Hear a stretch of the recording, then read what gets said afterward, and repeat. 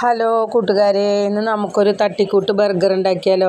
അതിനായിട്ട് ഞാൻ ഉരുളൻകിഴങ്ങൊക്കെ കഴുകി തോലൊക്കെ കളഞ്ഞ് വൃത്തിയാക്കി ഇതേപോലെ വട്ടന അരിഞ്ഞുണ്ടാക്കുകയാണ് കേട്ടോ ചെയ്തത്. എനിക്ക് അടുപ്പത്ത് കയറ്റി വെച്ച് കുറച്ച് ഉപ്പിട്ട് പകുതി വേവായി നോക്കുമ്പോൾ ഈ നീളത്തിൽ അരിഞ്ഞുണ്ടാക്കിയിട്ടോ. ഞാനങ്ങനെ ബർഗറൊന്നും കഴിച്ചിട്ടില്ല, ഇതുവരെ കഴിച്ചിട്ടൊന്നുമില്ല. അപ്പോൾ അതിലേക്ക് ഞാനിതാ കോൺഫ്ലവർ ഇല്ല, അപ്പോൾ ഞാൻ കുറച്ച് മൈദപ്പൊടി ഇട്ടു.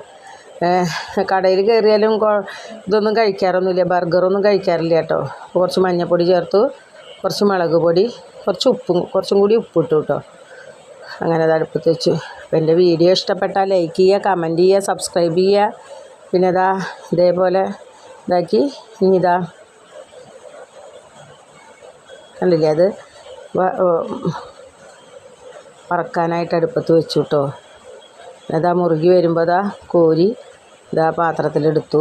ഇനി നമ്മുടെ ബെന്നുണ്ടല്ലോ, ബെന്ന് മുറിച്ചിട്ട് ഞാൻ എന്താ ചെയ്തതെന്നറിയോ, ഈ ദോശച്ചട്ടിയുടെ മുകളിൽ വെച്ചിട്ടൊന്ന് ചൂടാക്കി എടുത്തതാണ് കേട്ടോ അത്.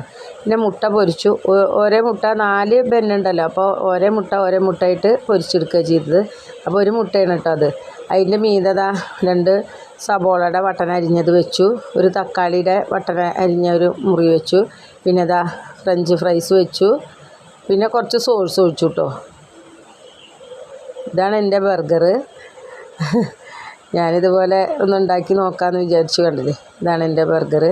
ഇനി അതിൻ്റെ മീതെ കുറച്ച് ഇതും വെച്ചു. ഇതാണ്. അപ്പോൾ നിങ്ങളെ എൻ്റെ വീഡിയോ ഇഷ്ടപ്പെട്ടാൽ ലൈക്ക്